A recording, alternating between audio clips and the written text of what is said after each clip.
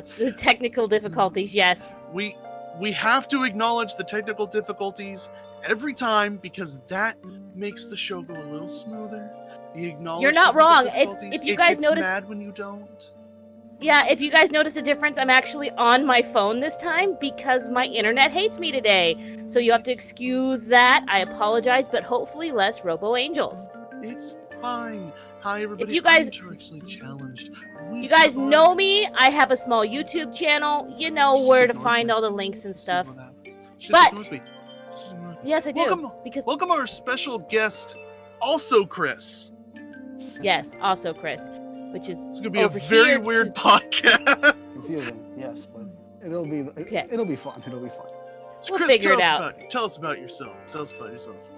Well, I am a New Yorker who likes anime, and in all honesty, I started my channel roughly a year and a half ago, and in all honesty, it did not too well at first. I barely made 10 subscribers. Now, recently, I finally made it up to like 126. Still small, but better. My most popular video series that I have on there is actually a What If series regarding the Marvel Cinematic Universe. Ooh, I like that. What if Ben 10 was part of the MCU? I like that. Nice. I like that. Where could we find you on YouTube? At the Review Cave. The Review Cave. All right. Awesome. The Review Cave. Very nice. Awesome. Very nice. Pleasure to have you with us. It's going to be very weird since we're both named Chris. I know. Honestly, I've been through similar circumstances. I had a lot of friends named Chris growing up. I had a buddy named Little Chris. I was Big Chris. He was Little Chris. It was how it was. Hey, I don't. No one's ever really had my name. My name is Zanetta. So, you know. So, I mean, it's not a bad thing to have similar names. At least your name's not Zanetta. And we're both from opposite sides of the country. New York, California. So, yeah. It'll be interesting. I'm also in California, but I'm in the little northern part. But anyway, it's time we launch into our news. Launch into the news. What are we talking about first today, Angels? We're going to talk about Netflix's new Dragon's Dogma anime. You guys heard of that? You heard of the game? I have actually never played Dragon's Dogma. I have heard of Dragon's Dogma. I have not played it. Yeah, I've heard of it. I've never played it. I heard of it as well, never played it. And even though I'm a big fan of dragons, I just have not had a chance to play. There's just too many cool things. But anyway, it is an anime. The original game is about a young man's journey seeking revenge on a dragon that stole his heart. On his way, he's brought back to life as an Anson. So I don't know, and it's an action adventure, but Netflix revealed that they're doing an anime on releasing September 17th, based on Capcom's popular RPG video game. And their team's working on it, and the team is really experienced with this kind of stuff. Anime on releasing September 17th, Director Shinya Sugai based on from Capcom's popular RPG video game. Cyborg, and their team's working on it, and the team is really experienced with this kind of stuff. Anime on releasing September 17th. Director Heika Sakurai from Cannon Busters is the executive producer. Capcom's Hiroyuki Kobayashi, the supervisor for Devil May Cry Sengoku Basara. Takashi Kitahara from Rockman EXE, Hikari to Yami no Program, the production supervisor for Resident Evil Damnation, Kurosami Tsunayami from Cardfight Vanguard is writing the script. I love Cardfight Vanguard. Iku Nishimura, animation director for Ghost in the Shell Arise and Eden of the East, is designing the characters. Huh. Yeah, as I said, the whole staff. Few video game adaptations that can be good. Yeah. Hopefully. It's very rare that video game adaptations are good. Yeah. You're not wrong, but it's got enough of a good team working on it that it might be good. So. I mean, I'm still the person that liked the Super Mario Brothers movie, and I didn't like it as a video game adaptation. I just like it as a movie. And that's fine too. So, I mean, it's possible that we could have a good time with it. So. Yeah. But anyway, next news topic is the Jump Tezuka manga contest. Manga contest. Yes, it's a Shonen Jump really tradition. I'm sorry, Chris, I didn't hear you. Oh, no. I'm just saying I'm excited for that. Do you want to tell us why you're excited for that, or you want me to tell about the contest first? Go tell the contest first. It's a contest to find new talent. It's a tradition within the Jump magazine, and this year it's been going since 1971, twice a year, and this is the 100th anniversary, so they are looking worldwide for this one. They're looking for new talent, and there's first, second, and third place winners, and the first and second place will be published with prize money and other awesome stuff, and they'll be published in the magazine, and there's some really awesome judges as well. So the judges are Akira Toriyama from Dragon Ball, Ichiro Oda from One Piece, Kaze Kato from Blue Exorcist, Kohei Horikoshi from My Hero Academia, Takehiko Inoue from Slam Dunk, and Tezuka Productions. I don't know much about Tezuka Productions, but they are one of the judges. Yeah, Chris, do you want to tell us why you're excited about this contest? Well, for one, I'm actually attempting with a friend of mine to write a one-shot for the contest to try and see if I can get published. Hey. Very low likely, not very likely I could win. Yeah, but if I win, that'll be pretty exactly. good. You gotta try. If you don't try, then I mean, you're never gonna win if you don't try. It's definitely worth a shot. Because honestly, I think one of the reasons why they're doing this is because like three of their ongoing series have just ended. Demon Slayer, Promised Neverland, and today Haikyuu just ended. Exactly. They got to get some new, fresh talent, and I like that they do this. I like that they try and get new talent, fresh talent, give people a shot. First prize is 2 million yen. Second prize is 18 grand. Yeah. Well, I think drop 2 zeros off of it. So it's around 18-20 grand. 18-20 grand. That's like $20,000. That's a lot of money to do manga. It is. That'll get you those supplies. That'll get you some people to work with you. Super cool. Yeah. Second prize is 1 million yen, and honorable mention is 500,000 yen, which is again like $5,000. Yeah. So just an honorable mention gets you $5,000. That's enough to get you some artists. And I think the deadline for the contest is September 1st. Oh. And they say they'll announce the winners December 1st. That's a day before my birthday. Hey. So the easy way is you draw a manga. There's a site you can go to that you can click the box, submit your form, submit your art, and boom, there you go. And there are it's definitely worth a shot. I looked at like the submissions page for every now and again. There are a lot of people with pretty nice art styles on there also. Yeah, submissions are closed September 1st. It can be any genre. It just has to be a completed one shot. Max page is 55. Yep. Max page is 55. Resolution 600 DPI or more. And I think you could also enter as a team. Like you may enter as a team, and 2 works per person may be submitted. That's awesome. That's really cool. Yeah, well, I wish you and your team or your friend best of luck, man. I hope it works out for you. Yeah, I hope so too. That'd be so cool. I'm playing this. Anyway, DC, Tales of Krystoria. Tell me about it. Tales of Krystoria game launches for iOS, Android coming soon.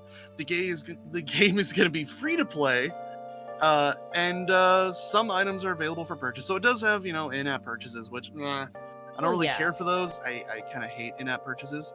But it has been delayed from its release in early June. Unfortunately, it's still coming. The game was originally scheduled to launch in Japanese and English last year, but they announced in October that they were going to delay it until after 2019. But they've added a full Japanese-only voicing to the game's main story. It's actually really Which is awesome. And hey, look, it takes a lot of work to put into games like this, and it looks like, even though it's a mobile game, it looks like it's a good game. Yeah. Are you playing it, DC? Also turn-based. I'm gonna, like I said, I'll probably look into it. I gotta clear some space on my phone, but I'm definitely gonna try it. I mean, the Tales of series. I mean, I haven't played all the Tales of games, But from what I hear, there aren't really that many or any bad Tales of games. I've only recently gotten into the Tales of series. Same here. I have like 2 Tales of games right now that I'm playing through. See, I've never played any of them. Like my first introduction was Tales of Berseria. I think that was like mine too. Yeah. But it looks awesome. I watched the Tales of Systeria. Speaking of something that else is pretty cool. The game before it. Oh, sorry. What's that? No, I'm being like, ooh, I'm excited. It's okay. Yeah, I apologize. I'm having a hard time hearing you, Chris, and I think it's because I'm on my phone. So I apologize if I have to have you repeat yourself. But hey, at least you guys can hear me and see me, right? Yep. All right. So, speaking of something else that's pretty cool, is Netflix is holding a gaming tournament for Old Guard fans. I actually have not heard of this show or seen it, but I guess they made an adaptation of an old video game called The Old Guard, and they made it into a show, and now they're holding a contest to see, and it's whoever wins against everybody else will get a infinite subscription. It's actually 1,000 months or 83 years of free subscription to Netflix. And you got to play the original Old Guard game, a top-down brawler-based beat-em-up. It's available to play on its website now. So if you're interested or know the game, maybe you're good at it. I've never heard of either of them. Never even heard of it, yeah. Yeah.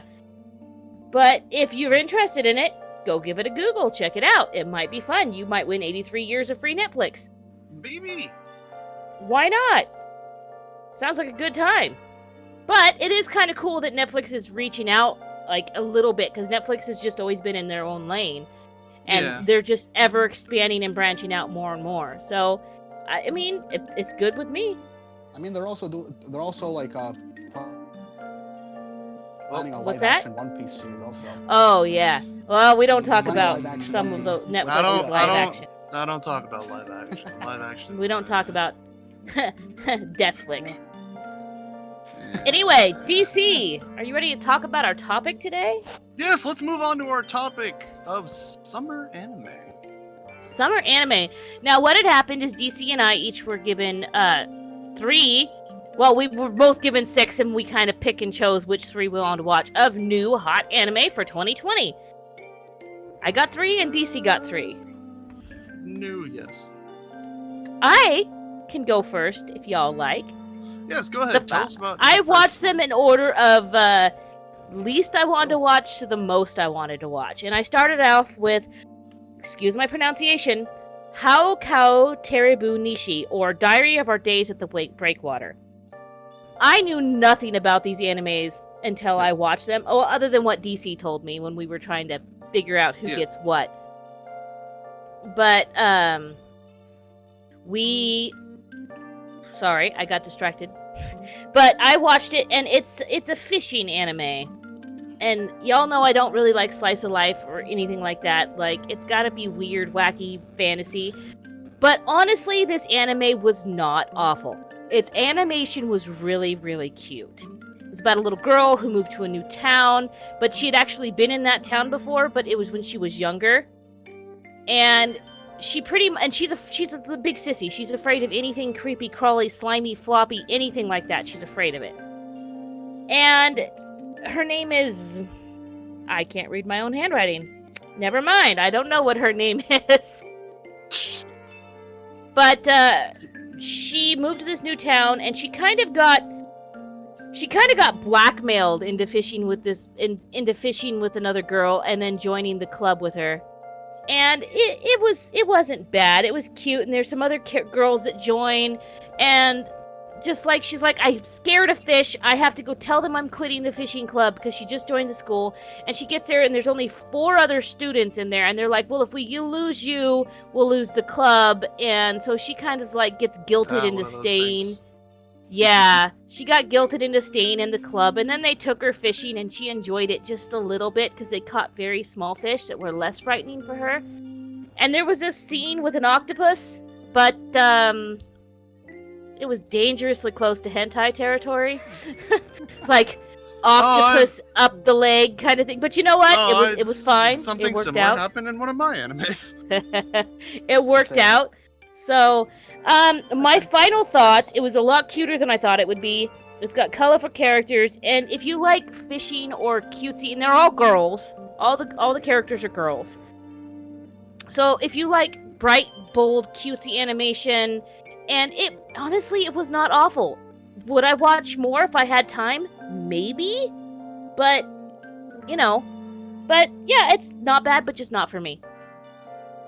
Pretty good, just not for me. I have 2 pages of notes on the slice Which one? of life anime that I had to watch. I have 2 pages of notes.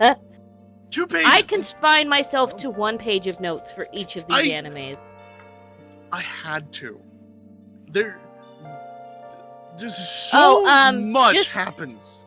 Just for these, we're not covering second seasons or extra seasons of shows. We're covering new, fresh shows. Fresh. Makes sense. No extra seasons. There were a lot of sequels. And a lot of good sequels, too, so I don't think we need to DC sounds like angels. Ha ha ha ha ha. Oh, you're below me on strings. You do not know the amount of stuff that happens in Kanojo Okarishimasu. Which means what? It means rental girlfriend. Oh, I saw it. I'm sorry for you. Honestly, I didn't hate it as much as I thought it would. I didn't. It wasn't as bad as I thought it was going to be. But I am not a fan of like a lot of rom-coms. All right, so Kanojo Okarishimasu starts off with a college student who, no joke, dude's like first 18 seconds of the anime. This is literally the first 18 seconds. I counted. Is like, oh, he counted, everybody. He counted.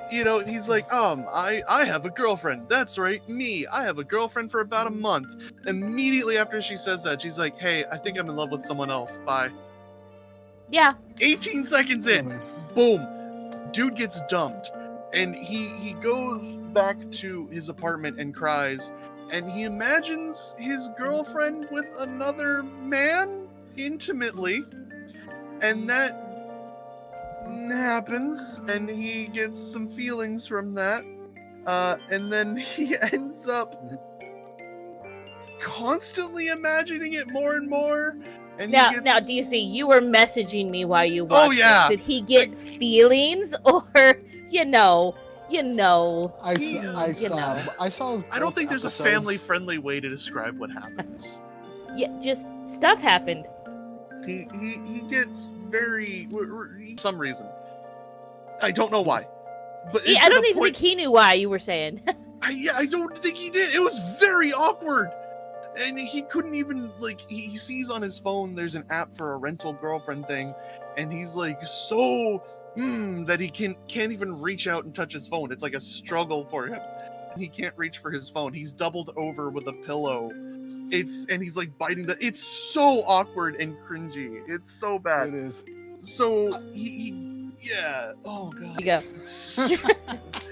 So he is a 20-year-old virgin. It's very important. It's made a note of. He is a 20-year-old virgin. This was his first ever girlfriend, and they were dating for like a month, and they broke up. So, like I said, I've got 2 pages here. So he rents a girlfriend from the Rent-A-Girl app, because that's totally a normal thing. Why not? Why not? I actually heard that this is actually something that's common in Japan. There are services like that in Japan. Yeah, there are. So apparently the rental is like 50,000 yen an hour, which equates to like $50 an hour to rent a girlfriend. Like $50 an hour. Who has that kind of money? Chase, I know it's common in Japan, but it's still so cringe. It's still so cringy. It is cringy. Yeah. I think that's the point. I think that's the point. I think it's meant to be cringy, but then it resolves later, but I'll get into that. Yeah. So they meet, she's hot, he's like, oh, she's so hot, blah blah blah. And she's like, oh, I hate to say this, but and he's like, oh right, takes out the money, pays her. They go on the date, they go to aquarium. She's never been to an aquarium, so he mentions like a fish that she's like, oh, that's a pretty fish, and he mentions it. She's like, oh, you know a lot about fish. And they hold hands, And he goes home and he like looks it up, and it's like, oh yeah, she held my hand at the end of the date, and like, oh, she did this and this, and he's like, oh, she was just using me. And I'm like, dude, you rented a girlfriend. What did you expect? You know? Yeah, that's kind of like. Kind of what you're paying her for, is to be your girlfriend. Represent like the kind of guy that, in something like that would happen to him, he would start to feel something. Yeah. Like there are guys like that the second they think a girl is interested, even though they subconsciously know that. Yeah, exactly. Not real. Simps. They could just fall for it. And then it'll, dude, a lot of dudes online. Pretty much. Like you go into some female streamers' chats. Oof. That's why it was so cringy. I was like, oh my god, it hurts. But he gets mad and he decides to leave her a bad review, and he's like, ooh, he leaves her 1-star review, and then he goes on another date with her so he can berate her and call her out. Then the opposite happens. Literally, yeah, he berates her and calls her out, and they like throughout the whole date he's just like being all passive aggressive and stuff with her, and then they get like she goes to the aquarium and she actually read about fish and she knows about fish to prepare for this date, and he's like, yeah, you don't care. And so she takes him off somewhere and just like lays into him, and is like, what's wrong with you? What's your problem? You asked me out. Why'd you give me a bad review? And just like lays into him, and he's just like, oh, I'm kind of being a jerk. Like, yeah, dude. I'm trying to skip ahead because there's so much that happens. Like I said, I got 2 pages of notes. But what ends up happening is the grandma, he gets a call that his grandma collapsed and is in the hospital. They go to the hospital. Some stuff happens where they're like, oh, who's this girl? And he's like, it's my girlfriend. And the grandma's just like the best thing ever. She's like, oh my god, my grandson's dating a hottie with a body. Look at her. And he's just like, what? She's like, Grandma was the best part of the episode. Oh yeah, dude. She's like, we have to get out of here. I need to go home. We have to throw a party. And they're like, what? She's like, look how hot my grandson's girlfriend is. And then the parents are celebrating because they're like, holy crap, we never imagined our son would ever get a girlfriend. And I was like, ow. So now you can actually somewhat imagine how it was like growing up as him. It's possible that Otaku Vampire such grandma, a low opinion of his family. His family had such a low opinion of him that it really shaped his weird self-esteem. That's what it feels like. The family just had such a low opinion of this guy. I think the second episode lays into that a bit more. So the grandma goes off, the parents go off to go set up for a celebration. The grandma goes I have to go gather up my friends. And so grandma just up and left the hospital so she could... No, apparently... No, they're in the hospital. Yeah, they're in the hospital. Okay. The grandma has been hospitalized here 3 times. And so she has old people friends at the hospital. Oh yeah, that's fair. The girl's like, I need oh some no. old people friends. Yeah, the girl's like, oh no, my grandma's a patient here too. And so they try and hide and run away, and the grandma's looking for him because she wants to show off her grandson has a hottie. No. They end up getting underneath a blanket in an abandoned room, and things happen. The male body responds how it's gonna respond. And she's like, what are you doing? And he's like, I can't help it. I'm a perfectly healthy 20-year-old guy. And they get she kicks him in the balls, and he goes down, and her grandma shows up, and she's like, oh, and she's like, this is my boyfriend. And then the grandmas are just like, oh, we're gonna be family, and they're just like, oh, we'll figure this out later. I mean, I don't blame her. I mean, she is just there doing a job. She is not a lady of the evening. No, she's not getting paid for that. Girlfriend. She's exactly. She expressly states to the guy that if he tried anything with her, that she would leave a report on the app and he wouldn't be able to use it anymore. Because you're not allowed to do that. Mm-hmm. They're just there for company purposes, not for anything else. But the episode ends with he apologizes to her, they walk off, and then he's at college, and he's walking down, and he's proud of how many times he's, last night. And they're like, haha, virgin's gonna virgin. And then he bumps into a girl, and it's her, but she's in glasses and pigtails. So obviously a disguise. Of course. Yeah. So it's a Superman disguise. Yeah. It's the typical Plot shonen convenience. disguise. The second episode, I really like the show a bit more. But I don't know. I might just keep going just to see how it goes. Because despite the concept of it, the comedy is on point. You have to admit, the comedy's pretty on point for the most part. The grandma was funny. I think the grandma was really hilarious. A lot of it in the first episode was very... I want her to come in more. Yeah, I love the grandma. She's the full comedy of the show. We just have a show with comedic grandmothers. Just a whole anime show with amazing old people. In the episode, you find out there was one.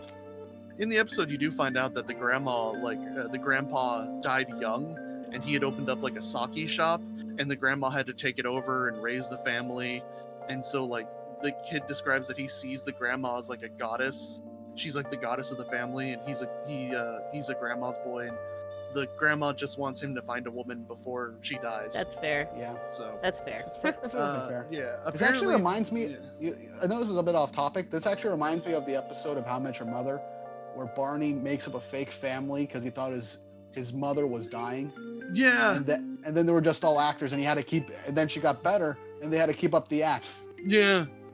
What was that? I didn't hear what it was. How I Met Your Mother, Barney had a fake family. Yeah, I've never seen any of that show. How I Met Your Mother. It's pretty. Yeah, he made up a fake family to make his mom happy. The hilarious thing at the end of it is that his mother hated his fake wife and son.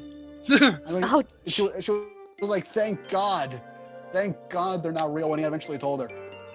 And it even went even funnier because his friends were there, and she was like, and those fake friends of yours, I can't even stand them. Even though they were real friends. Well, I love all right, Angels, hit us with that. Anyway, hit us with that other one. All right, the next one, I'm saving the best for last. The next one I watched was Koi2 producer Evolve X Love, or Mr. Love Queen's Choice. I'm curious about that one because it looked like there was superpowers and supernatural stuff going on. That's what I saw too. Yeah. Okay. So it started off. It's a girl, and she's getting almost hit by a car, and then this cute magic boy saves her. Oh my god. Yeah, totally. And then she was dreaming, but the animation is gorgeous. It's amazing. The animation is really, really good. You know what I actually found out about that show? It's based off of a mobile game. Huh? Really? Oh, a mobile game. I heard that, and I forgot to look into it. Sense. The plot makes so much more sense now. But then it goes into this little segment about some people have evolved to have powers known as evil or evolers, and some like choose to fight, and some don't. Now it's very important that we state that evil is spelled EVOL, or love backwards. Oh, the Otaku Empire heard Yojack may or may not have played that game. Was it good? That makes so much more sense too. That makes a lot more sense. All right, pieces are falling into place now. Pieces are falling into place now. Now we know. Now we know why this is on our list. Chase also played it. Wow, pieces are really falling into place now. Oh, we're on to you. We're on to you guys.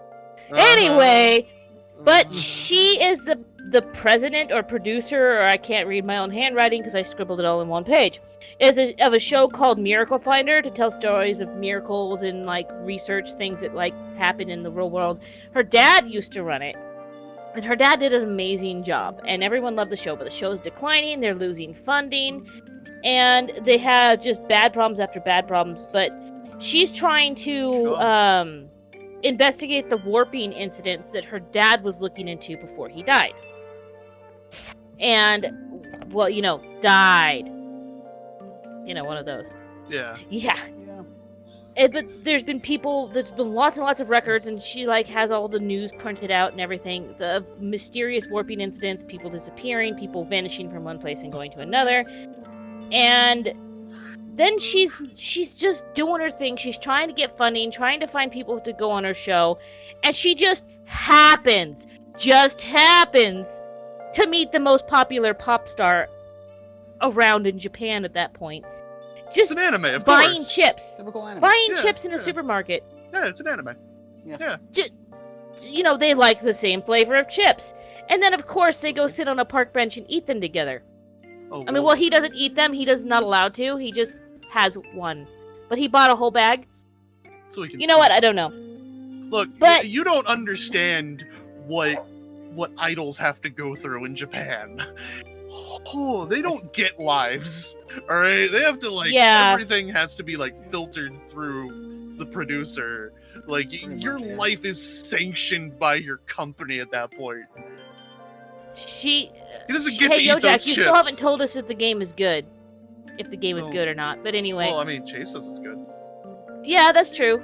But I'll trust pretty Chase. much she convinces him to eat one single potato chip, and then he wants to be on her show, but he has to talk to his agent about it because, as you said, they really don't have choices or control over their own lives. Yeah, exactly. So she's on her way to go meet a professor to go talk to him about the disappearances and whatnot, and some person sneaks up behind her and pushes her in front of a car. Dun, dun, dun. Because that's a thing that totally Mystery. happens. And I'm sorry, Rukia, my dog is in here with me because she's in heat and we're keeping her apart from the male dog. So she was trying to be naughty, so I had to call her out. Sorry about that. Rukia says hi, everybody. But Jack will not answer if the game is good or not. Give me 1 sec. I gotta bring my dog inside real quick. I'll be back. That's fine. Don't worry. We'll move on with the conversation. It's gonna get weird. Yeah, no worries. Take your time, my dude.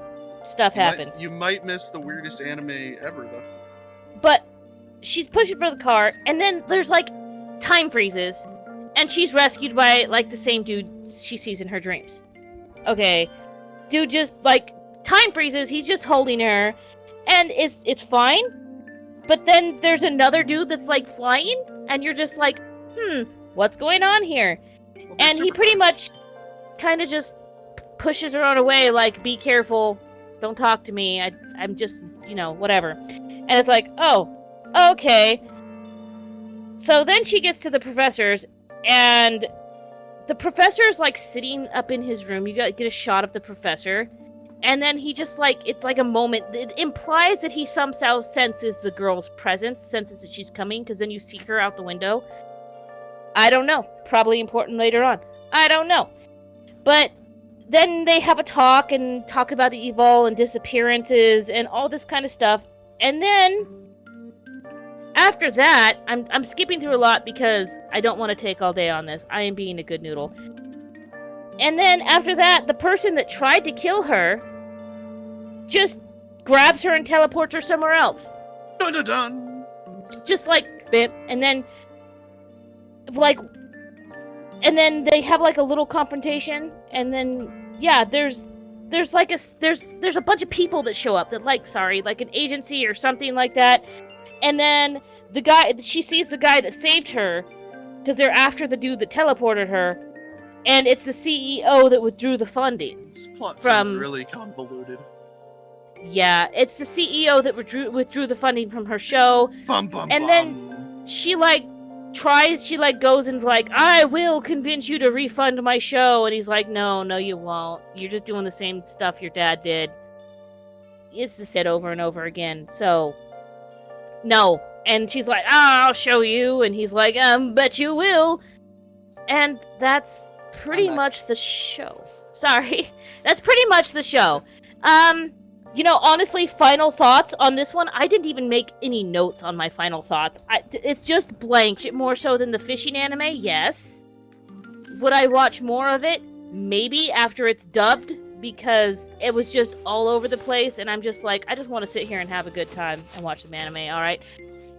That's a maybe for me, but I can see, I do want to know more, though. I want to know where these people are getting these powers from and all this kind of stuff, so yeah, I'll give it a maybe watch if I have time, if that's a review on a scale of anything, so... Okay. Well... Yeah. As for my second one, stop me if you've heard this one. An exiled samurai and a ninja are sent into the future to fight humans that turn into monsters. Nope. Have not heard that one. Well, that's the plot of Jibiate.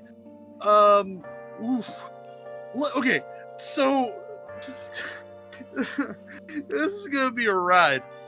All right. So the year is the year is 2030, and the Earth has been overrun by a viral disease. Now, does that... I know, it feels sort of like what's going on right now.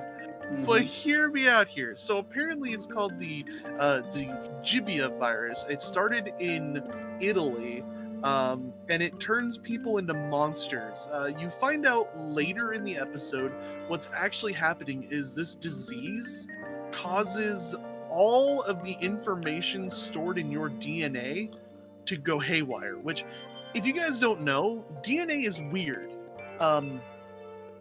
From as far back as you can trace mankind, everything is inside our DNA. So every disease that any of your ancestors has ever had is in your DNA.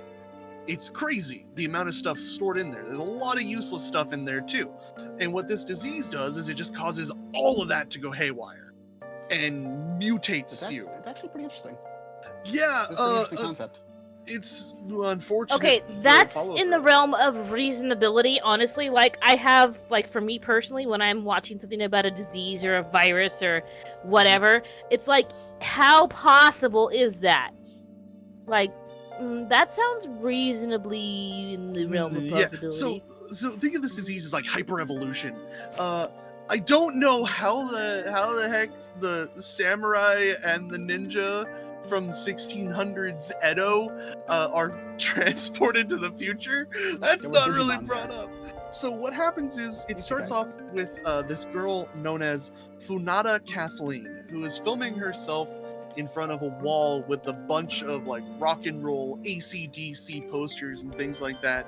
And she's starting a video to prove that she was there. We get told that this disease has swept over the world. At first, people thought it was something like mad cow, but then people started to transform. It turns these people into monsters, and they are really bad 3D monsters. Like, the 3D animation is terrible. I'm sorry. Oh. To the people who worked on it. Berserk level terrible. How terrible is terrible? It kind of looks like 1970s claymation mixed with 90s CGI. It's not great. There's sometimes when the monsters... that Ali Papa from Berserk. There's sometimes when the monsters are hand-drawn and they look really good. But the monsters that are done through CGI do not look good. I do not like 3D and 2D mixed together. Anime companies, please stop. Like some shows can do it. Some shows can do it justice. Like I remember Demon Slayer mixed 2D and 3D pretty well. I don't like it. It takes me out of the show because I don't like the conflicting style. So she wants to create a vaccine to cure the disease, and then then we're thrown into 1600 AD with Sensui, a samurai general who takes the fall for his lord, who teamed up with another faction against Tokugawa, because this is during Tokugawa's expansion. And so the lord's like, look, we'll just say that you convinced me to do it as my samurai general, and I'll convince them not to kill you. We'll just exile you, and when things cool down, I'll bring you back. And the samurai, being a samurai, is like, all right, whatever my lord wishes. And he's good samurai boys. He's sent with a ninja, who the ninja apparently had like a wife. He's like, yeah, I settled down with a lady. He fought against the samurai in the war. He's been exiled because there was an evil magistrate that he was like, I have to kill. And he did it, so he's banished. Then the ocean lights up as they're going to their banishment island. They're swallowed up and sent to 2030. And they're confused about what's going on because they're like, where are we? So that's a fair amount of confusion, though. Yeah, and they wonder. Yeah, pretty much. Isekai. They were sent to the future, and they're wandering this destroyed town, and they find this guy who's like up against a trash can, and he mutates into a monster. They try to take him down, but they fail. Kathleen shows up with a taser, tases the monster, knocks it out, steals some brain goo, and they take the samurai and the ninja in a van with them. And they're like, oh, so what's going on? And they're like, where are we? What was the point of the brain goo? I don't know. She's getting samples to do a vaccine. has to get samples. Oh yeah. You're right. And they're just like, where are we? And they're like, what? You speak weird? And they're like, we were on our way to this island. We're from Edo. And the dude driving the van's just like, oh, you're samurai, huh? Wow, never thought I'd meet a real samurai. They're just accepting of time travel. Like, everyone just blows it off. It's like no one has any questions about that? No one questions it. They're just like, oh, well, welcome to the future. And they just kind of like, yeah, okay. So the old man driving the van switches off with Kathleen, and he's like, I'm gonna go get a sword for this samurai, because the samurai is known as Sensui, Slayer of 1,000. Ah. And he's a boss. Yeah, he doesn't talk much, but the ninja's just like, yeah, this is Sensui. They call him the Slayer of 1,000. He's an awesome samurai guy. Dean Rishi, it's a big deal. It's time travel. It makes no damn sense. I find it ironic that the ninja is the guy that's the most talkative. Yeah, the ninja's super talkative the entire time. And the samurai is it Naruto? No. But anyways, they meet a guy named Brian at this like survivor camp that only has 100 members. And like everyone's giving them the stink eye because they're dressed in 1600s clothing, Well, And they're just like, why are we getting looked at all weird? And it's like, maybe because you guys are dressed in weird clothes and you talk like you're from the 1600s. But they run into Kathleen's mom, and Kathleen's just like, hi, Mom. And she's like, oh, who are these guys? And she's like, they're ninjas. Or they're samurai from the past. And she's like, oh, that's cool. You'll have to tell me about the Edo period sometime. And she's like, all right, we're going to go see the doctor now. That is the full exchange of what happened. I'm not paraphrasing. That is actually what happened. And interesting. They both look at her. It's very possible that what they're going for is that... it's very possible what they're going for is the fact that the world is so effed up right now that they can't question every little thing. And they just have to deal with the one thing. No, it's really... accepting of the bizarre. No, it's really sad because they mentioned that. They're like, man, your mom was just accepting that we're from the Edo period. And she's like, yeah, she's so mentally broken, she can't tell humans and Jibate apart. Well, that's not good. No, she's literally just super mentally broken. So they end up going to the doctor who's helping her with her research. She's getting samples for him to make the vaccine. And the doctor has this guy there, and he's just like, who are these guys? And she's like, they're samurai from the past. And he's like, the world's made a lot of people crazy. I don't trust these guys talking nonsense. Make sure they don't steal anything. I gotta go get supplies. And the doctor's just like, so only same person? Yeah, so far. Well, the doctor is just like, oh, you guys are from the Edo period? All right. And they're like, why are you accepting of that? And he's like, well, humans are turning into monsters, so time travel, why not? I guess. The doctor's the only one that had like a sane reason to accept it. He's just like, I don't know, people are turning into monsters. Why can't samurais from the 1600s time travel to the future? Makes sense to me. Maybe they encountered a coup on their... Sorry, my hair got tangled around my headset. No, they didn't encounter a coup, sadly. But the doctor explains like the disease and how it happens and what it does. And he explains that the Jibate don't like light, so at night they turn on the lights for the camp. And that's pretty much the end of the episode. They are going to get more samples and fight the Jibate with a time-traveling samurai and ninja from the 1600s. Interesting concept. Well, what are your final thoughts on it? The plot is interesting, but the animation is. I think it's because I saw the trailers. I think it could be because the characters are too intricately detailed. The characters are too, so. Yeah, the characters, like, everything is they're super detailed. Yeah, but the animation's just it's not good. It is not good. I did not. That could, like I said, that could be the problem, because if your characters are that detailed, with each frame of animation, it's going to be insanely hard for you to keep that intact. Well, just draw them like Bleach's without Hollows. It looking weird, because you're going for a whole series. Just do like what Bleach did with Hollows. You don't need to make it 3D. You can do a little less. But I don't know if I'll continue watching this one. Yeah, they could have made it simple. There was still... literally one Giabate that First looks thought of like Crunchyroll original. It sort of looks like a human mixed with a pterodactyl, and like I'm no joke, the animation looks like this. It just goes ah! It just looks like they took the model, shifted it back like in Photoshop. It was just really bad, and that's the sort of stuff that just pulls me out of it. I can't. Yeah. I can't watch that like for 12 episodes or more. I guess that's the first airing Crunchyroll original that is a dud from the start. Yeah, I mean, they could be saving like some badass animation for like an important fight. But then I don't know. Then again, if the entire show's like not that great, so a lot of people might get turned off from it. Yeah. DC, final thoughts. Like I said, are you watching it? No, the animation pulls me out of it. That's fair. Anyway. DC, you've been heck long-winded this time where I normally am, so we're gonna have to hurry up and get through these last ones. It's fine. The second one, the last one, I don't have much to say. Well, don't worry. I love my it. Next it's my one, favorite. And my favorite of the three was a show called Decadence, and the anime just starts out hard. It hits hard. It's just like there's some guys, a guy named Moru and his friends, and they're with a daughter exploring some ruins, and then boom, monster attack.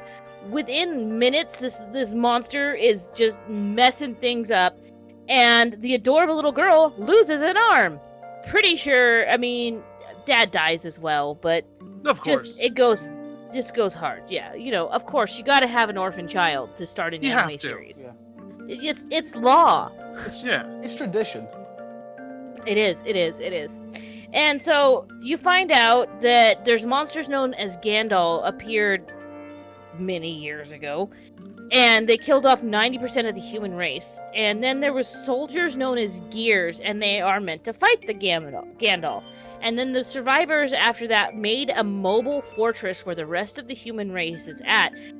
And in that the fortress is called Decadence, and it's pretty much powered by Oxone, which is Gandal blood. So they make the monsters bleed, and then they use that blood for fuel. Interesting. Yeah. Okay. And we see a bunch of orphaned children. They're called tankers. Tanker children, because they're going to grow up to become tankers. Tankers are support for the Gears. So the tankers support the Gears fight the monsters. Mm-hmm. Right. And one of them is the girl. She wants to become a soldier, but missing an arm. They kind of pretty much tell her she can't. She wants to go and she wants to be on the front line. She wants to either fight or support the fighting tankers right there in the front, or the fighting Gears. And they pretty much tell her, yeah, no, it's not going to happen. So it's like their graduation, and they're all getting assigned their jobs. And pretty much she gets assigned to like a cleaning janitorial armor and stuff like that. And I had to find my spot. I lost my spot. Oh, she has a cool robot arm though. It's definitely not Edward Elric levels of cool, but it's robot arm. So, robot arm.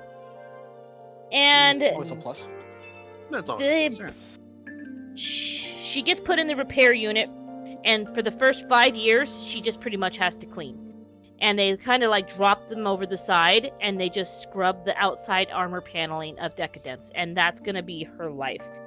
And so time passes, and then like she needs her boss and all that kind of stuff. And while talking with her boss, she wants to end the fighting, and he's just Rukia. I apologize. He is not just Rukia. My dog was scraping at the carpet. Mm-hmm. But she wants to end all the fighting. She wants to kill all the Gandal. She wants to do whatever she has to do to end all the fighting. And so time passes, and then a small army of Gandal attack. And so like it comes out of nowhere, but there's like one that's like double the size of a whale, but it's like a gigantic dinosaur. I don't know. It's got like a whale. It's weird. But they also have CG animation, but it's not bad as they're approaching. But as they get closer, it's like more hand-drawn. So it's all right. It's pretty good. And they start fighting, and all the cleaners, because they were on their platforms, were all knocked down. And the boss, which you just think was the hard ass trying to do his job and just repair the armor of the ship and just get the newbies to clean, he just turns into a complete and utter badass. I'm sorry, I had to say it because it was. They have like this gear that's similar to Attack on Titan gear, and he just, like, they're falling down the wall, and he's like jet diving after them. He grabs a dead soldier, takes off his gear, clips it on him, clips to the girl, tries to get to the other dude, but, well, other dude didn't make it because anime. And then he just starts stabbing these monsters left and right, taking them out. And it's really neat. And then they have these, like, on the end of the gear, they have this little tubey weapon that they jam it in the monster and it spurts blood, and it's, like, somehow collected by decadence. I don't know. But it's very interesting. And then the whole city turns into this cannon, and they shoot the big one. And it was a good time. And then it goes like a cannon, and then a fist, and they punch it, and it was weird, but it was good weird. Sort of sounds like the movie we watched, but we'll get into that. Yes, that's in our post show. Yes, weird but good weird. And then after that whole thing, then it goes to this random scene, and I want to know what the heck was going on with this random scene. It had nothing to do with the rest of the show. And it was just a bunch of little tiny robots in like a tiny robot utopia. And they're just like, oh yes, the Gandalf attack has been averted. Yes, go back to your normal lives. And I'm like, I don't know. Maybe. I mean, honestly, I don't know if they're tiny. They feel like they were tiny. Well, maybe they were like janitorial bots. Every stuff. story needs its mascot. Yeah. I don't know. But my final thoughts on that one is very good. I want more. Beautiful animation, interesting characters. I will definitely pick this one up and watch it when it's dubbed. I mean, I could watch it now, but I have so many other things on my plate. I'm just gonna wait and savor it when it's you'll have dubbed. to wait for a year then, probably. I've waited for things longer. Final Fantasy VII Remake. DC, give us your last one. So, hit us with it, Daddy. The last one that I watched was Mao Gakuen no Fute Kigosha, or the Misfit of Demon King Academy. Bless you. How do I describe this? The Demon Lord of 2,000 years ago is reincarnated, and there's a Demon King Academy that's trying to find the Demon Lord. So yeah, he's reborn. Like, he literally said, I'm gonna reincarnate in 2,000 years, and he's born. And after he's born, he ages himself up because he can talk the moment he's born and perform magic. He's the child of 2 humans, and he's like, oh, this is weird. I figured I would have been born from demons, but I guess my bloodline went in weird directions.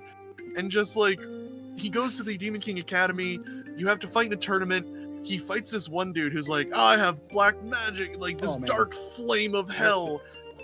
Yeah? Oh, jeez. And the main character is just like, oh, look at this fire. This was honestly this was a good I one. can't hear you, Chris. It's an amazing anime. Oh, can you hear me? You got me? I can hear you just fine. Yeah, I can hear you now. The main character is super overpowered. Okay, I probably was talking too low. The main character is super overpowered, and in a good way. In a good way. He's disappointed. Like, he sees this character create 5 magic seals to do this flame attack, and he's like shocked. And the character is like, haha, he's shocked by my power, but the main character is actually shocked that it takes him so many seals to make such a weak magic. Oh, he's like disappointed in how far magic has fallen.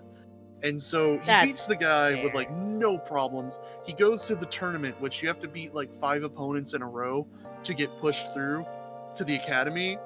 And the villain's like, aha, I have a sword that gives me times 10 to my magical power and anti-magic armor. And the main character is just like, oh, well, that's not really that great. He's like, what do you mean? He's like, well, 10 times 1 is only 10. So, he's just cocky and arrogant. And he's like, he even makes a deal with the guy. He's like, look, I'll make a deal with you. I'll give you a handicap. I won't move from this spot, and I won't infuse my breath or my words with magic. And the guy's like, rah! He attacks him, and the main character like just takes him down. With his heartbeat. With his heartbeat, he infuses magic into his heartbeat and is able to make the guy like combust from the inside. So is this some Saitama with magic here going on right now? Yes. Yes. And like he beats the guy by snapping. He just snaps his fingers and makes the dude explode, and then uses resurrection magic to bring him back. And everyone's like, he's using resurrection magic, and the guy's just like, wow, really? This was like nothing back in the day. He's just like, I mean, otherwise if you fought, you'd die.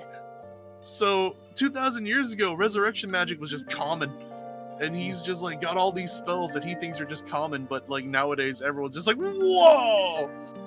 So he ends up next is great. Yeah, he makes a contract with the guy and makes a deal with him that he can be, if he'll make him give up without like, you know, doing anything else. He just snaps his fingers and kills the guy and resurrects him so many times that the character breaks mentally and gives up. He's then sent on to the next I counted 6. I counted 6 it's like times. 6 or 7 times he does it. I mean, wouldn't you, after being killed and reassembled like 6 times? Oh yeah, the main character even brings minor up that... minor spoilers for early part of the recent season of My Hero Academia, but isn't that like what Overkill did to the girl, Ari? Yeah, kind of. Like, just kept rebuilding her, taking her apart and rebuilding her until she was, like, broken. Yeah. That's, yeah. So... But, yeah, so... It moves final along. thoughts on that one. I was just gonna say, it moves along. He goes to the next part of the exam. He gets, like, his magic tested. It literally registers on this crystal as 0, and the crystal shatters.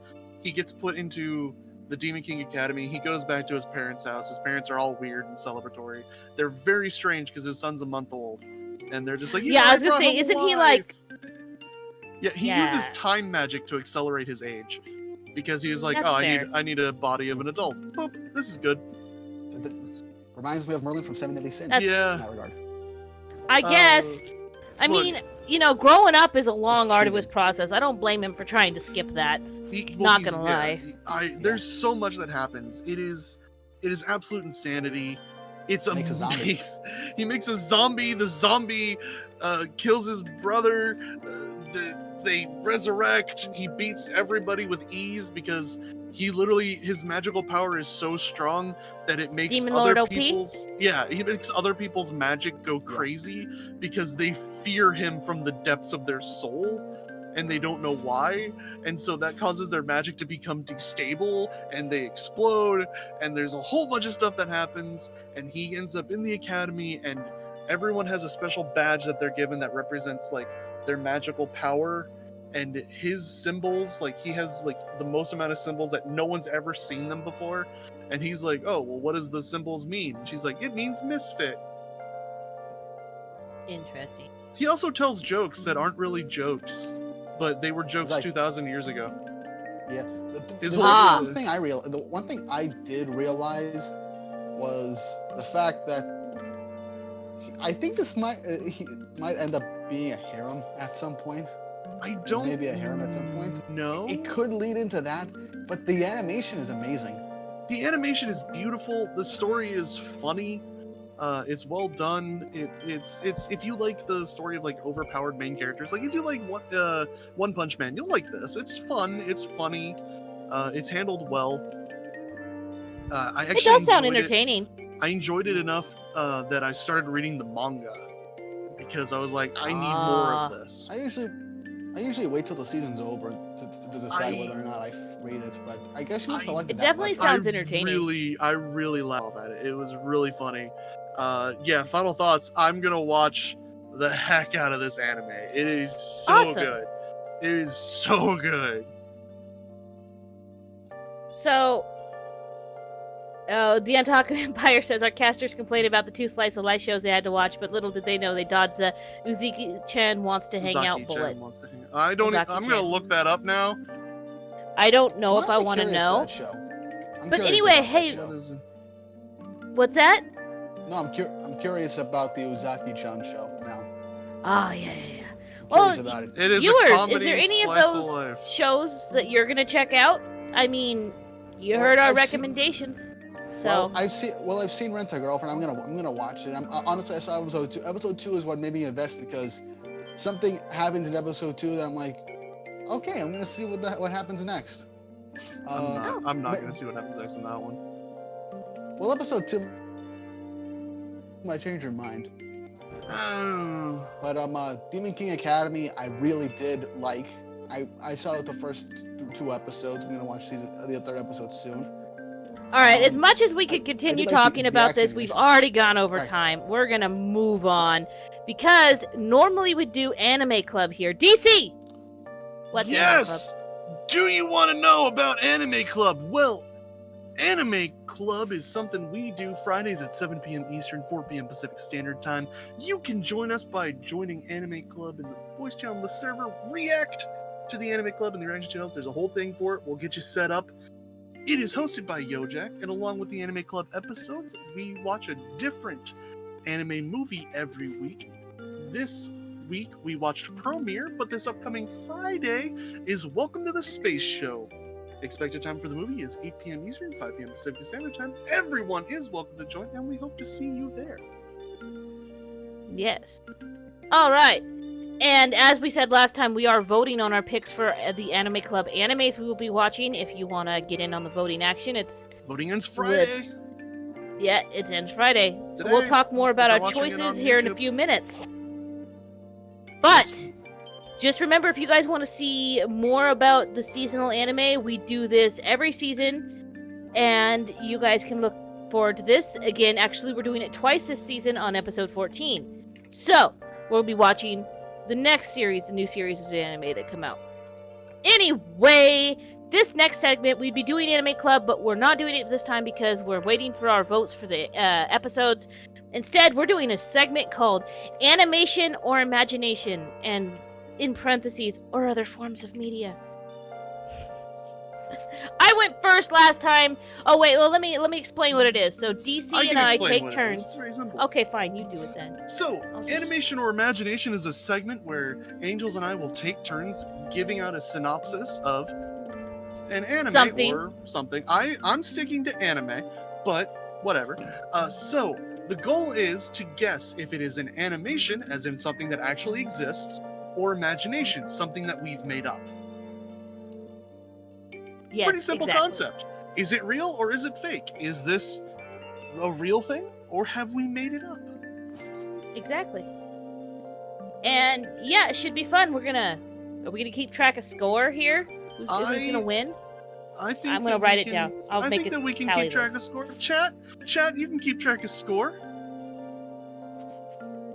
And I will You ready? write it down, but I probably forget. So I went first last time. DC. Oh, and in all of my descriptions, I avoided names just in case that might be like, aha, I've heard of that. So I avoided names in my descriptions. I did not. But that's avoid up to you. names. So, DC, hit us with that first one. All right, Angels, animation or imagination? Are you ready? I am ready as soon as I get my hair to quit blowing in my mouth. It is the year 2356 AD, 189 years after a shockwave from a distant supernova decimated the Earth.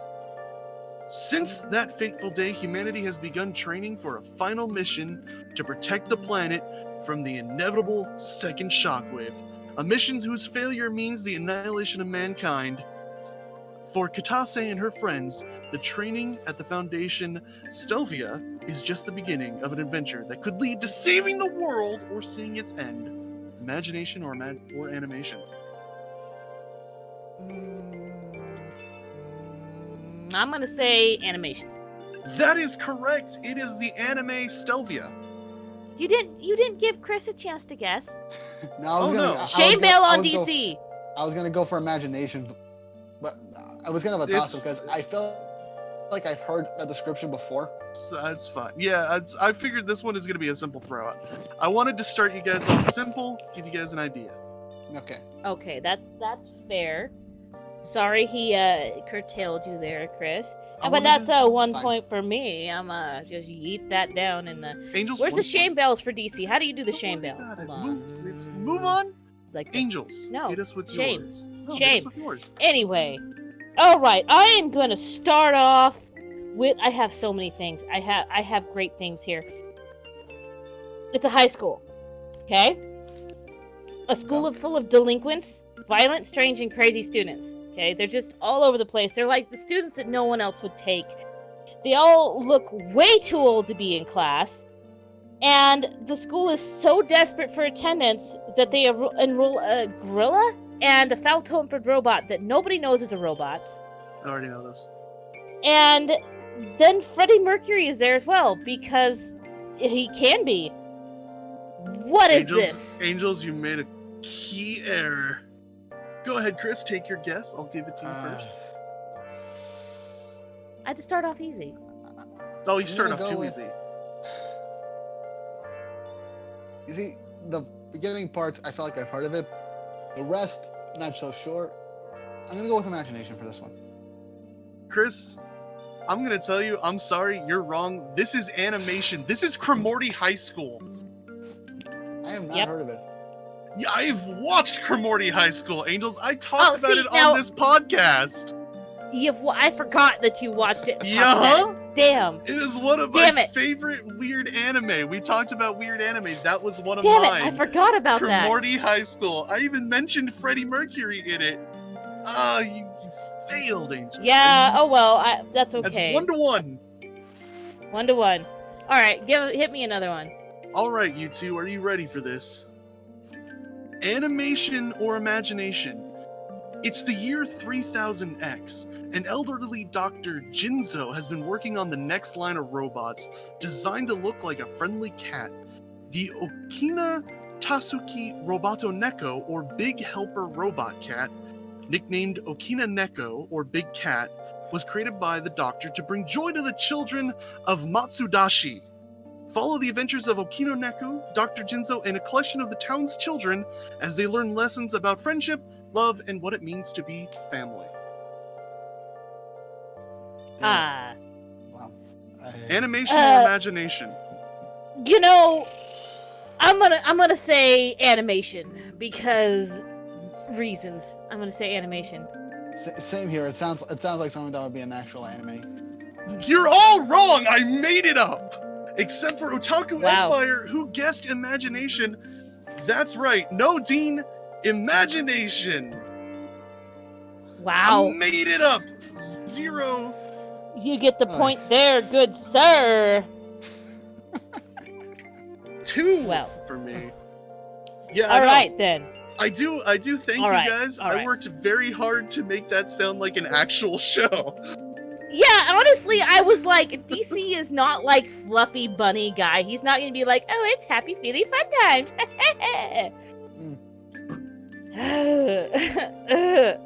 Anyway, I'm gonna go with Set in Hell. This one's set in hell, which is not doing real great at all. It's not. Overpopulation is at a ridiculous high.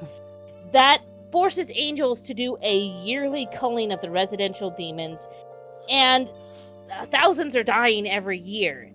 There is a princess that lives in hell, and she wants to save her people. She decides that she's going to change the fate of her people, and she wants to see them stop suffering and find a peaceful resolution. Rehabilitation. Her plan is to guide the sinning souls to to being good, so they can ascend to heaven, and then overpopulation wouldn't be a problem anymore. As you can imagine, the demons in hell don't take kindly to her plan. She gets ridiculed. I mean, it's bad. But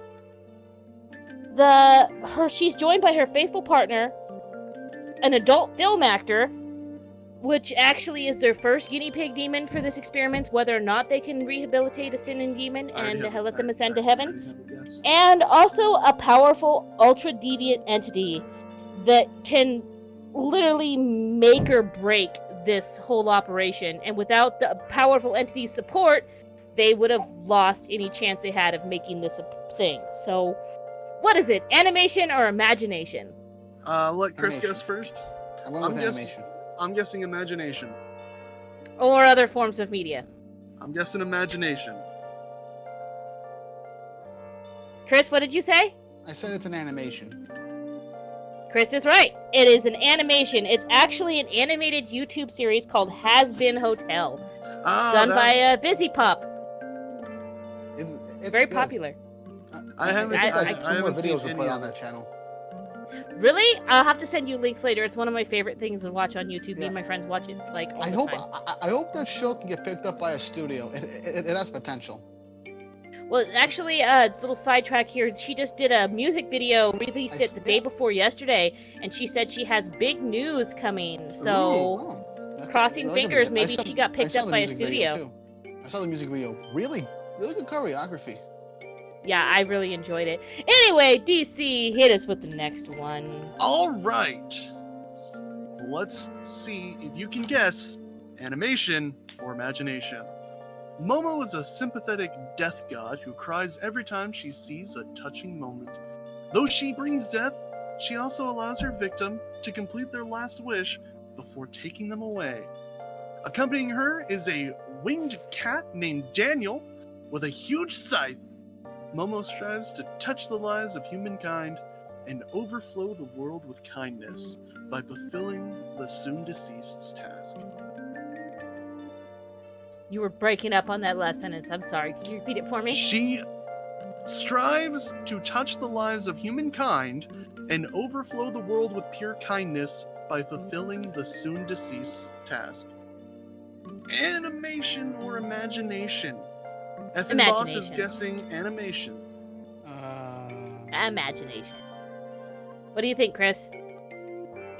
I'm gonna go with imagination. No, it's an animation. Momo, the girl god of death. You just watched this anime. Yep. Let me just put another point down for you on ye old tally sheet. 3-1 or 3-2. It's 3-2 so far. Chris, wait, Chris, what did you guess? I guessed imagination. I lost. Chris, you got 1 point so far. Shut up. Anyway, my turn. I'm gonna do. All right. Our main character has himself a great hobby. Okay. Hey, listen. Don't you be siding with him. Okay, it'll turn around. Don't you worry. Our main character has himself a great hobby. He likes to collect things. Mainly likes to collect like special edition cans of beverage, like beverage cans. He collects rare ones. But when he's gonna drink from a new kind of can, it suddenly turns into a girl. And, well, pretty much he finds out that this girl is, Akikin. Whatever I wrote down. Yes. And she's a really sexy girl, and she's an anthropomorphic can. Designed to fight others of her other can people to determine which is a superior material to make cans, steel or aluminum. Don't you be Googling! I see you. DC's cheating. I'm actually not. DC's. I'm actually not. I'm pulling up the thing for Premiere. Cheating. I'm not. Chris, what do you think? You see, I feel like it would be something that would be most likely a light novel because you have stuff like that time I got reincarnated as a vending machine. So that is an actual thing. So I don't think it's an animation, but possible another form of media. Possibly on that. I see people in chat. The Otaku Empire thinks imagination. Dean Mechin thinks animation. Imagination. Dean thinks animation. I'm gonna agree with Otaku Empire. I think imagination, just because, yeah, like he said, it just sounds too crazy. And it is an anime. It is based off of a light novel, and it's called Akikan. And it was adapted into an anime. And yeah, it's a thing. It's really an anime. It's like, I think, 1 episode. All right. So, 3, yay, 3, points and for me. 2. Okay. Okay. Yeah, no, I'm not. You taking better track of There the you points go. than I am. Yeah. All right. I'm gonna do what you do. I'm gonna skip the name for this one. Okay. That's fair. So be prepared. Animation or imagination. This anime My body is ready. is about a young college student, Nibori Tanaka, who is currently working as a part-time construction worker to pay for his mother's hospital bills, when one day he's attacked while walking home by a strange shadowy mass, and is saved by a red-haired girl named Ninamori Reiko, who happens to be one of his classmates. Torn between school, work, and facing down the supernatural, Nibori struggles to keep his life together. Animation or imagination? I'm going with animation. I feel like Yeah, I'm gonna go with animation. I feel like I've heard something similar. No, imagination. I made it up. It's called Oh my Shadowhunters, though, if it was real. Oh my god. I Well- know. Make it all Well. sound so convincing. I worked really hard on this. I Well, made it up. I Well. know. I'm good at making up Well. stories, man. I've got these plots lined up. Listen Hey, here, listen Shonen here. Jump, call me. I'll set up plots for you. I got all day. get out of here. All right. Now I have to come back. I Otaku have Empire, to beat I DC. literally spent all week writing these and talking with people to make sure they sounded as close to a real synopsis as possible. I didn't make this easy. All right.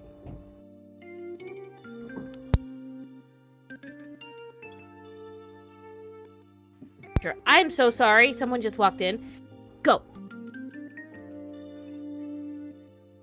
Okay. Sorry. I really apologize for that. I have small human peoples that I take care of. They're my children. Anyway, this one. Okay, ready? You ready? Can you guys hear me? Yes, Yep. I can hear you. Okay. Anyway, this one's a little bit longer, but I had to try to get most of the things that I wanted in there. All right. Well, not just, Anyway, in a world set not so long after the apocalypse, that no one even remembers how that it happened. Humans are a minority and hide out underground, and if they're caught, they're shipped off to be put into soul farms to be harvested for their sweet, juicy souls. And the White rules all with an iron fist. Demons, wares, and monsters run rampant. An inspiring young demon cop who dreams of joining the near superhero-like force of Alpha, the Dark Council's personal soldiers and attack dogs. And the Alpha's also heroes to the people. They're like big superheroes. They're all over the place. But he works hard despite his impure bloodline to succeed. All that changes when he meets a half-demon, half-fae, eccentric, overly sexual trickster. In a humorous twist of fate, they become handcuffed together and become so much closer. Turns out that the half-breed is a king of a dying nation, and they both carry secrets that could save or destroy all of the universes. Animation or imagination? Chris, what do you say?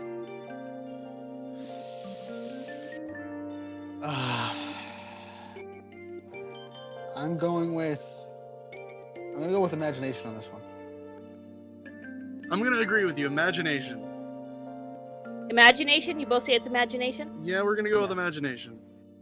Damn it. It actually is. Well, it's not just purely my imagination. This is a text-based RP my friend and I, Chase, who is in chat, have been writing for the past, 2 years. So, you got me.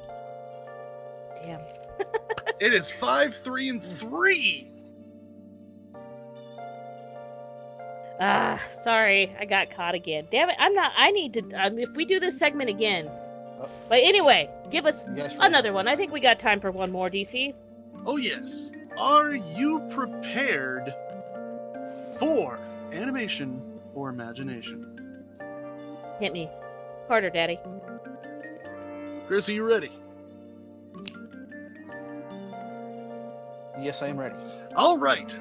The starship Kawaii Ryokosha, or the Cute Traveler, crewed by a group of young girls on an adventure through the stars, gets in trouble when the evil space pirate Misfortune collides with them This animation follows the crew of the Kawaii Ryokosha as they try to avoid the evil misfortune and meet an array of super cute alien creatures.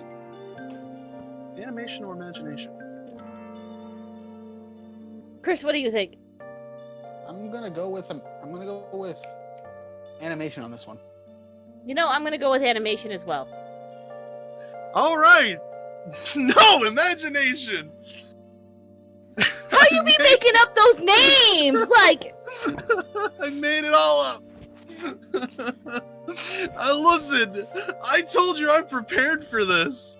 I went in hard. No. Why does everyone... I don't like you. Why does everyone think it's an animation? I'm good at this. I need to make anime. No, I didn't say it was good. It just sounded like an anime. It sounded Exactly. really All right. It sounds. When you were starting it off, I almost thought you were going to talk about Astra in space before you said the names of the ships. Like, the names, that's what threw me off, is the names. And I'm like, oh, so he's got, like, actual names here. And those sound like, you know, actual anime names, so. Yeah, I know. I really looked into it. I only... Well, you know what? I got one more. All right, last one. You can't win. One more. You guys want to hear my last one? 6-3 and 3. DC wins. You know what? Shh. I know you already win. Do you guys want to hear my last one or no? Yes. Go ahead. The world is ending. A small girl is left alone. Her parents' fate's unknown. The only adult was with her, the babysitter, was lost to the apocalypse. A convict takes her in after saving her life. Together they go forth to try to survive in this hostile world where anyone you call friend could be more dangerous than the apocalypse itself. Chris, what do you say? What is it? Remember, anime and imagination or other media for me, for all of mine.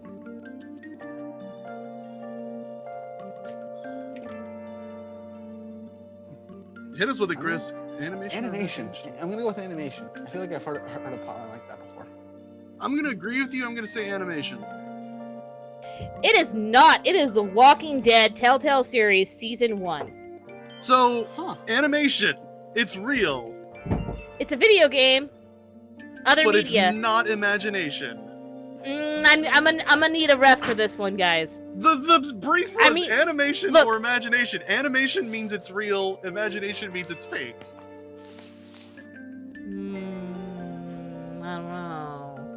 I don't know. Nah. No. See, I was told differently. No.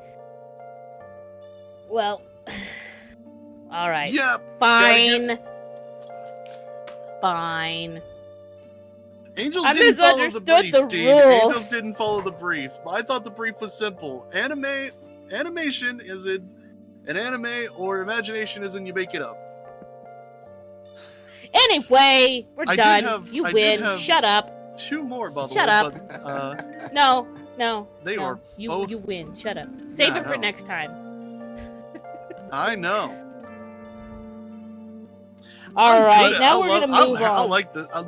This segment was awesome because it let me use my imagination and let me get my writing spirit out there. Let's see. As I said, I was told I could use other forms of media, and people try to guess what it was, but that's fine. It's fine. You win. It's fine. Well, that would have made it way too difficult to try and guess exactly what it is. That's a point. Get an extra point for guessing exactly what it is. Anyway, we're moving on. Empire news. Remember we mentioned Anime Club earlier? Oh yeah, Anime Club. You know it. You love it. We are voting for our picks for Anime Club right now in our Discord. In the Anime Club voting that should be right above the lounge. There's 2 more left. We narrowed it down from 5 picks each to 2. My choice of the Promised. That's right. Choice of the Promised Neverland, which, if you missed it, it's an anime about orphans that get fed to demons and try to survive. My choice, Gleipnir, which is about a magical vending machine that turns a guy into a wearable mascot uniform. There you go. That fights stuff. So, even though both those animes are awesome, only one of them can be in our Anime Club for the rest of this season. This is your last week to vote, people. I'm proud of you guys. Gleipnir's winning, guys. Come on. You're gonna let him win again? Let me win again. You guys know Gleipnir is gonna be awesome or horribly messed up. Chris, I can't hear you. What's up? Either one would be great. I watched both. I love both of them. See, there you go. I mean, Promise. Oh, and we're also watching The God of High School, and that's right. gonna start regular scheduled Anime Club this coming week. Yep. Here So, to see. you guys don't need to hear about Anime Club anymore. You know it. You'll be there. You'll be there, or DC will send his void to you. I will send the void. Anyway, we still need an Overwatch manager. If you're interested in overwatching or managing, contact us in the server. What was our point of contact for that? I don't remember, and I didn't write it down, so I apologize. I failed you guys don't again. want to talk about White Bread and Mew's awesome new avatars done by the same artist that handled our beautiful avatars you can see next to our faces? Yes, I do want to talk about them. They are amazing. I love them, and it's Velalude was the artist, and all the avatars are amazing. Thank you to Velalude who does them, and if you guys want to check them out, just pop in the Discord server. Mew and White Bread are in there, and they're using their avatars. So check it out. Avatars. Now we also Overwatch. We have our team reveal roster reveal posted up on our YouTube channel. Go check it out. Yeah, it's awesome. Look at it. Do That's a really big picture, but really cool. It is. So look how cool. And you know is. What? The avatars. Oh. Our lovely producer is putting the avatars up for people to see. Oh, I don't see the avatars. I missed them. Oh, don't worry. Well, okay, I'll take your word for it. Those are amazing avatars. And we have an amazing... Oh, yes, there it is. I see it on the stream now. We have an amazing video, an amazing Overwatch team. So check it out. And then remember, if you guys... we're going to end our live stream here in just a few minutes. But after that, we are going to have our post show where we talk about the Anime Club movie Promare. But it's for Patreons only. That's right. So, if you want to get a little the post show. $1 a month, you can watch our post show and all of Season 0, which is now Patreons only. Patreon exclusive. And, exactly. And there will be more Patreon exclusive content in the future. So, if you can, do it. Keep an eye out for one of us. But join the Discord, like, comment, share, subscribe, all of that stuff. Thanks for watching, and thank you so much, Chris, for being our guest today. You're an excellent guest. Thank you. It was nice to be here.